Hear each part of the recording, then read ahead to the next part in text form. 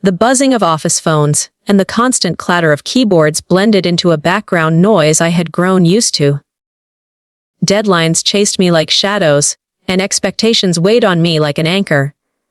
My coworkers often joked that I was the reliable one, the one who never said no, the one who would stay behind when everyone else clocked out. That day, I had been running on 3 hours of sleep and 2 cups of bitter coffee. My chest had been tight for weeks, but I pushed it aside.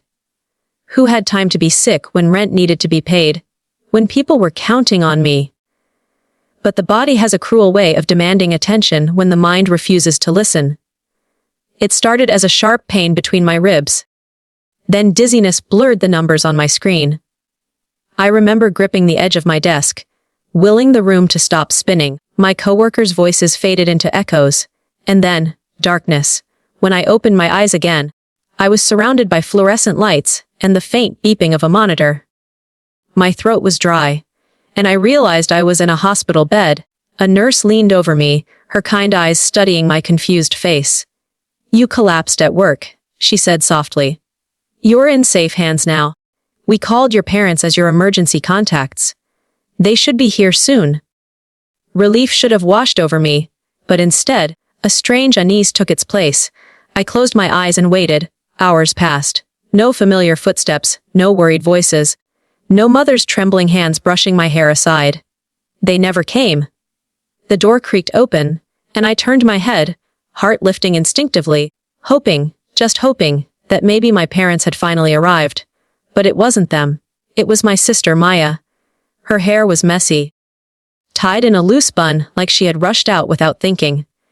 She was still wearing her faded university hoodie, sleeves pushed up, eyes sharp with worry. "You idiot," she muttered, though her voice trembled. "You scared the life out of me." Tears pricked my eyes before I could stop them. They didn't come, Maya. The doctors called them, and they didn't come. She sat beside me, holding my hand without hesitation.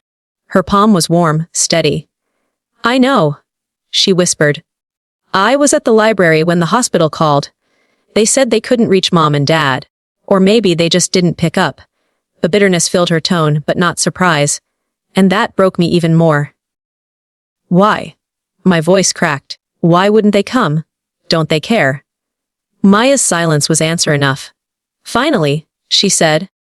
"You've always tried so hard to be what they wanted. But you still never got their love, did you? Not the way you deserved." Her words cut deep, because they were true.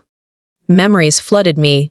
School plays where my parents never showed, graduations where they left early, birthdays forgotten as if they were ordinary days. They always had excuses: work, fatigue, money. Yet somehow, they always found time for others, for appearances, for everything but us. "You came?" I whispered. Her lips curved in the faintest smile. "Of course I did. You're my sibling. If they can't see your worth, that's their blindness, not yours." For the first time in years, I felt seen. Truly seen. Recovery was slow, but I got stronger. When I was discharged, Maya walked me out, carrying my bag, because the doctors insisted I shouldn't strain myself. The cold evening air bit at my skin, but her presence warmed me. I couldn't let it go. I needed answers. Days later, I went to my parents' house. Maya tried to stop me, but my heart demanded closure. They were in the living room, watching TV, as if nothing had happened. My mother looked up briefly, her expression flat. My father didn't even glance at me. "You knew I was in the hospital," I began, my voice trembling. "Why didn't you come?" My father shrugged. "You're an adult now. You can take care of yourself. We were busy. Busy while I lay unconscious, hooked to machines, not knowing if I would wake again." Do you know what it felt like? My voice cracked. To open my eyes and realize my parents weren't there. That the only person who showed up was Maya. My mother sighed, annoyed. "Drama.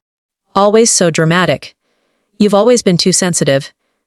The words hit harder than any physical blow. It wasn't just about that day. It was about years of being invisible, of bending backward for scraps of affection, of sacrificing everything to be enough, only to be met with coldness. I looked at them, really looked and saw strangers. Strangers who had given me life but never love. Something inside me broke. And in its place, something stronger began to grow. Maya and I built our lives together after that. She became my anchor, and I became hers. We celebrated small victories.